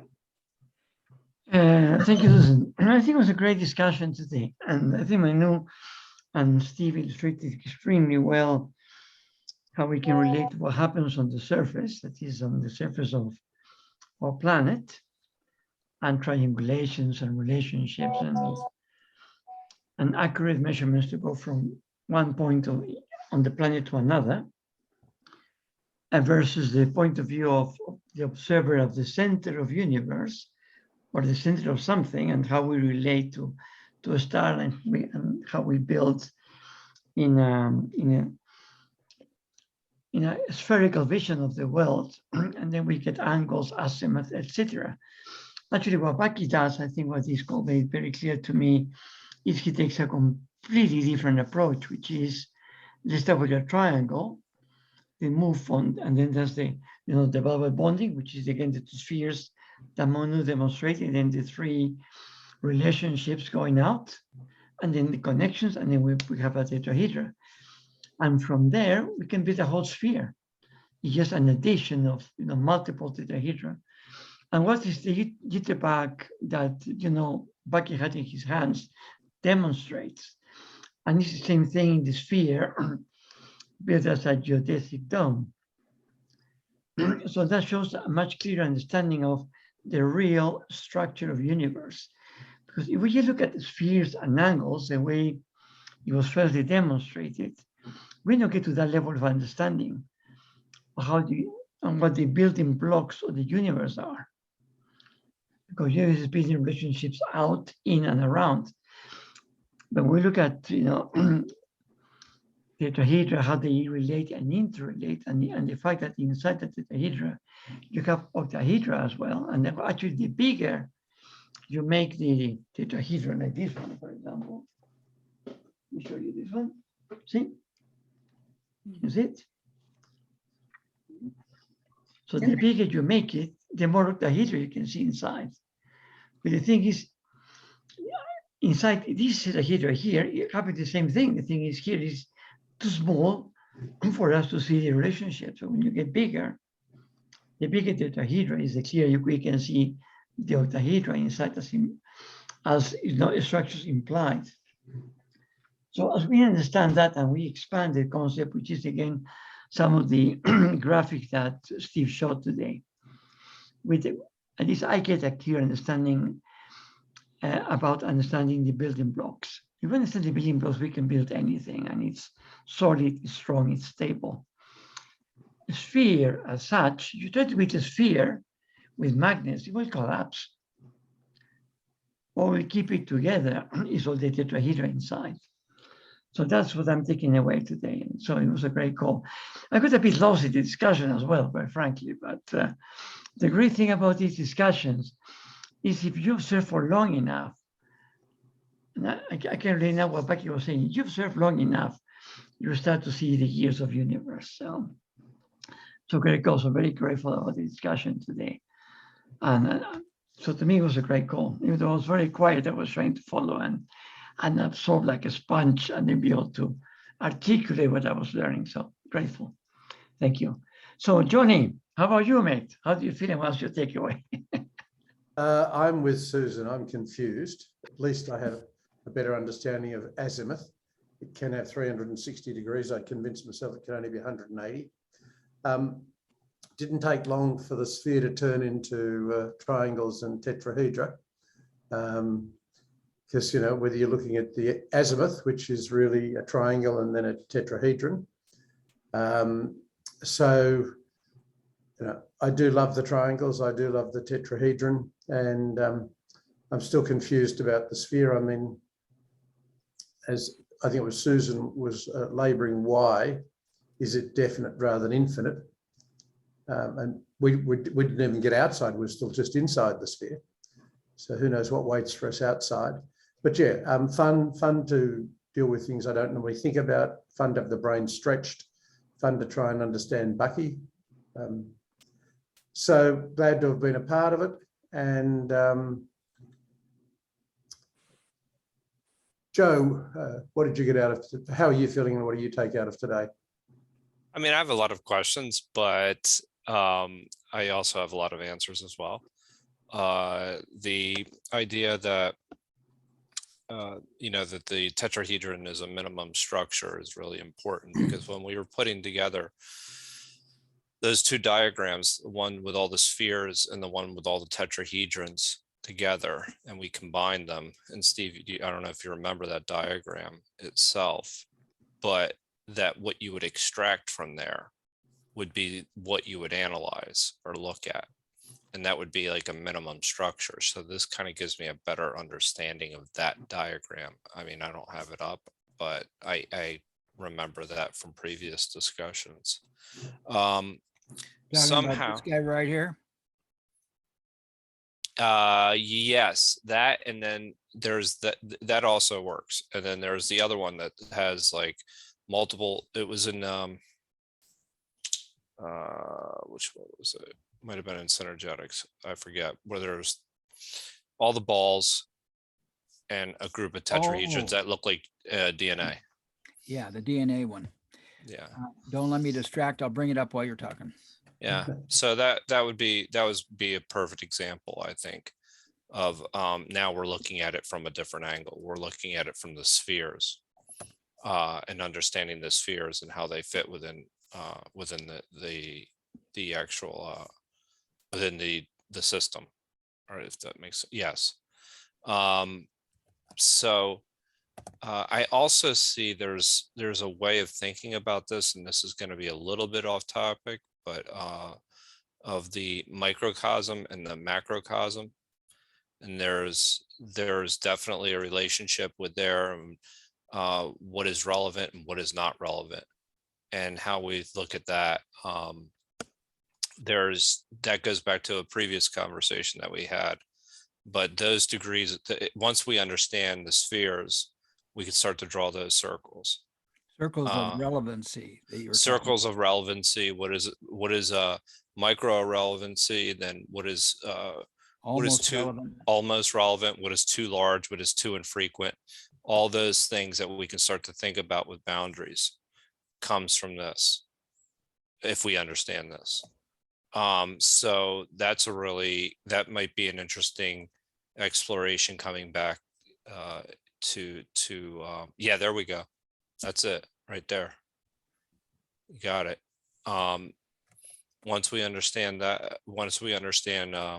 spheres better, we could start to apply that type of systems analysis. And that's the diagram that I was talking about, and how tetrahedrons fit within spheres. That's what I drew. And actually, concavity and convexity actually comes within those circles as well. So that's a really, like, to the points that we were talking about a little bit earlier. Yeah, that's what I'm taking away. I mean, so I'm starting to see connections. I can put them together. I started drawing a little bit while we were here, which was pretty cool. Thanks guys for all the work you put in. Nelson, my friend, how are you doing? What are you taking away from today? Thank you, Joseph. I feel very well. Thank you for this call.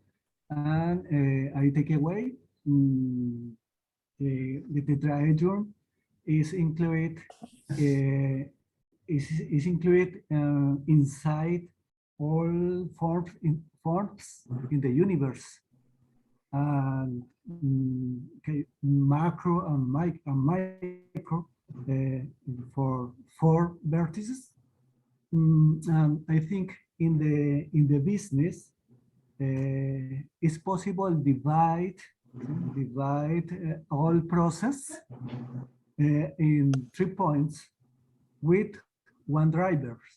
One driver. For example, in the operations process, I can divide or subdivide in logistics and productions and deliver products. Okay, it's a tetrahedron. That is I feel, and my takeaway. Thank you, Manu. What do you feel, and what do you take away today?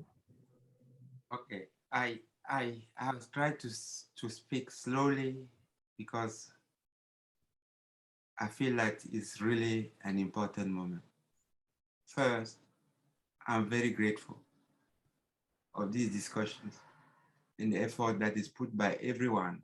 I think that we all come out enriched, or at least with a lot of questions, which is a prerequisite for us expanding into more knowledge. So I'm really grateful.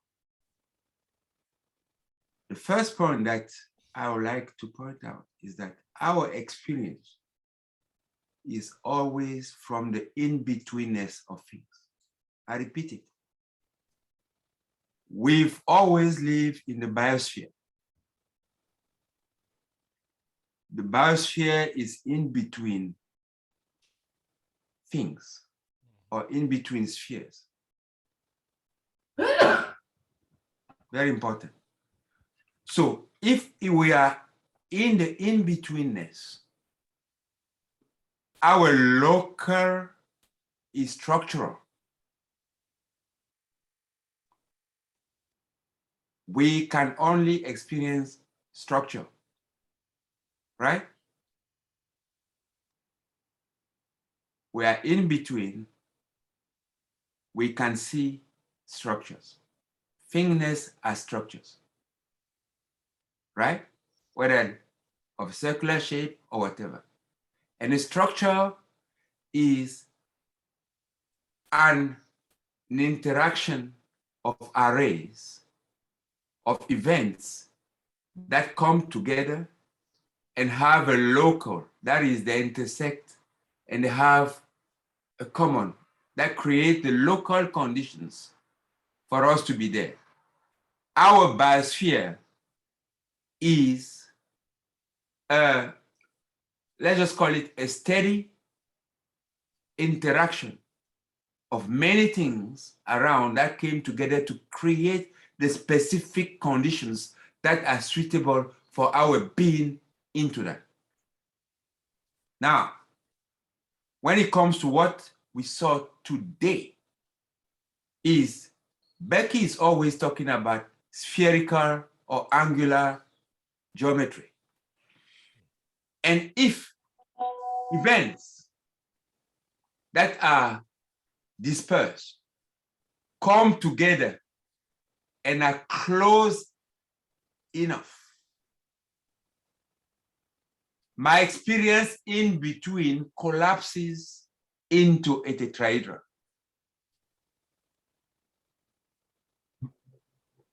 I repeat, if those things, those events interact together and come close enough, my experience, it forms a structure that I can see is a tetrahedron, is a minimum packed spheres to make a structure. In other words, every structure is always spheres that are packed in a certain way. Relations that are either close, the closest of relations, or the most economic locally is a tetrahedron. The most economic expanded is the vector equilibrium. And in between, there are structures that can collapse into a tetrahedron or expand into the vector equilibrium. This is the jitterbug.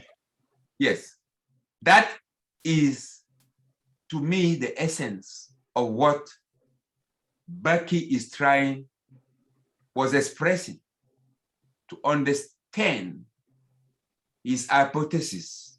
That is, the universe is finite.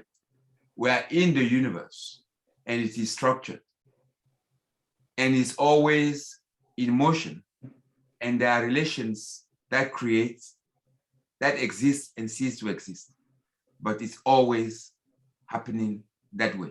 Energy flows, that is, relation exists. Energy always flows. There's always relationship. And the flow, and that energy flows to the line of minimum resistance. Is looking for stability, right? That's what I take from here.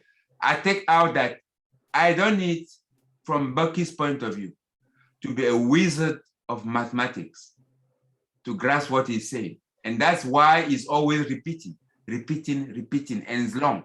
Sometimes it might appear confusing, but meeting of the minds that are willing to come together to discuss this, to me, always enrich. Sometimes I might be frustrated, but in hindsight, I realized that I was enriched. And that's really the beauty of this, in that every time that I attend any of these meetings, I come out with something to think about, to look at, and then most of the time exchanging with all of you all, I improve, let's just put it this way, between quote, I improve my understanding. I move a little more towards veritas, which is the same as moving away from a non-veritas, right? And that's what I really take away from this. Thank you all. Thanks, Susan. Thanks, Anne. Really, what you went through in the past 3 weeks really epitomized really what we are seeking here. And thank you again. Thank you all. My friend Steve, how do you feel? What do you take away? I'm real excited because I'm glad I'm not the only confused person here.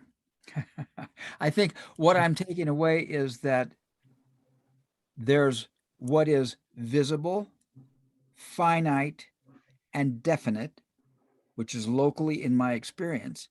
But there's also something in my experience, which is invisible or subvisible and infinite. And they're happening simultaneously. This helps, I think, and this is what gives each of us vision to do something more than we're doing now. The energy comes to us and we say, yes, I'm going to be on that TV show, right? Because if I was strapped up on my own little in my own little sphere, if I don't see the connections and start doing the interrelating, I don't build my business. And I see you applying everything practically. So here's me and the other, but this isn't enough. If I'm thinking a thought and I want to get a position on a thought, or if I'm growing a business and I see an opportunity, it isn't enough, because lurking behind it somewhere is a foreignness. And I have the opportunity of looking out to see that which I do not see, to make it visible and make it local. And if I take this guy and I start interrelating, I realize they go at 90 degrees. And if you take this guy at 90 degrees, you get this thing right here. There it is. Those connections are there. I am just not seeing them. And somebody came up to you and said, let's get connected. And you said, all right, we're going for it. I love that. So this is applying I think this is part of goal setting. It's part of thinking. It's part of business development. And what Bucky's trying to do is say, as Manu said, we don't need to know the math. What we need to understand is there's an interrelationship of energy going on here, and we want to interrelate. Whew. And so I'm going to go back to work on the graphics. I'm going to add in those ones that Joe mentioned today, because, and I'll pass those out at this time when this recording goes out, so everybody can ponder that who wants to. And we'll consider them during the week. And then next week, if we come back, we could do spheres again, maybe, or we could move into tetrahedron, whatever is up for grabs. It depends on what's going to help us progress. But I am convinced that if I read through all of Synergetics 224, and I start reading first about angular topology, he gives about 4 things there. Then he goes into lines, and then he goes into triangles, then he goes into spheres, and then he goes into tetrahedron. And when I read that in context, I think we'll put it all together. I think that's my prayer. That's what I'm anticipating. Beautiful, this, Steve. Yeah. This is infinity, isn't it? Those 2 things are infinity.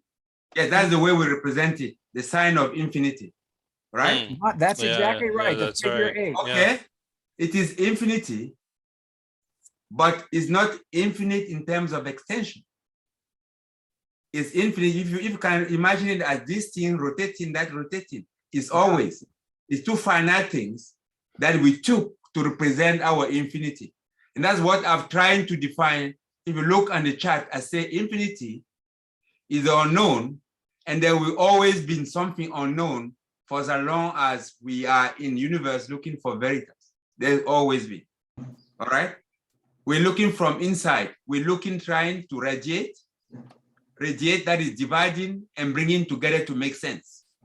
And as long as we divide, there is finite universe and infinite possibilities. Infinity means infinite combination, infinite possibilities possible, right? Right. Thank you, Steve. Thank you, everybody. Something ahead, that Joe. really quickly that you just said is that what is definite had become clear to you, and if we one of the equations is subtracting outwardness and inwardness as a way of coming up what is definite, right? Yes. So then you can decide, so that's one of those. So once you have that, then you can start to determine all the unknown from there, and then you can start. Definite means bounded. That's right, exactly. That's another definition, bounded. Right, and that's Yes. really important, like in understanding boundaries. Yes. And it means also that you can count when you say definite. Right. You can digitize in parts and count those parts. And Yes, be exactly. accountable. And be Exactly. able to account. I'm accountable. Yeah. All right, guys. You calibrate too. I can calibrate.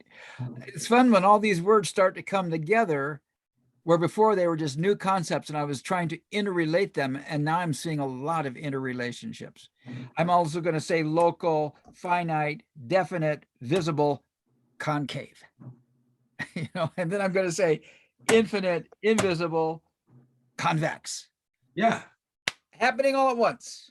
Or in, out. And in and out. Yes. And all I got to do is ponder until I get it. Okay. See You know, out means I don't know where it's gone to. Yeah, That's what out means. It's gone somewhere. Somewhere. I know it's gone somewhere, but I don't know where it's gone to. Yeah. Wait a minute, And is you out come the same back. as left over? Yes. No, Is out- leftover is more of in the process of doing things. Okay. Yes. Yeah. But out as the dual of in, I see it, I can count it. Out, I count it out, but it's gone somewhere that I don't know where it is. That's right. And so I get to ponder Right. and come back next week. Yes. For example, you define an electron or an atom in 4 quanta states. But those 4 are interacting all the time for you to see the array of the atom. But you don't know where it is. There are visible. You just see the trace of them together coming to making something that we define as atom and as a structure. It occurs locally, an Yes. event that And occurs. it's locally. interesting that in physics, there are 4 quantas. Even without Bucky, there are 4 quantas. There are 4 fundamental. That is a relationship of relationship, a duality of duality in physics, right? When they do all the calculation, every physician that always exists, the assumption of 4 quanta. So then am I wrong? I'm not sure. I trust you. No, I'm just saying it's 4 quantas. There it is, right there. 4 There's quantas. 4. They defined it. If They I don't defined be, if I don't have 4 events going on here with 6 edges, I don't have a picture. Yes. I don't know reality if I don't experience these things. That's my job to create my business, and that's what thought is. Thought occurs Yes. that way. And to see what Steve is showing, what you call a quanta is that you see one face, and it has, for you to realize, they have to be having a cycle for it to go. Right. That's why we see traces. What the microscope, when we look, when we examine, you know, the trace, when there's collision of particles, you know, in Geneva at the how do you call the atomic, whatever, European Atomic Right. Agency, CERN. when they do CERN. it, yes, they measure traces, Right. right? Yeah. They measure Yes. where it's been. They can't see it, but they can tell you where it's been and where it went. Yes. Okay. See you It next week. would guys. be interesting to Joe. see that with Nelson's idea of logistics, how that would actually play out. That'd be cool. I don't know. Anyway, just thought. You want to present something on that, Nelson, be ready to do that because Joe's going to challenge you. Okay. I think it's cool. Yeah. Okay, everybody.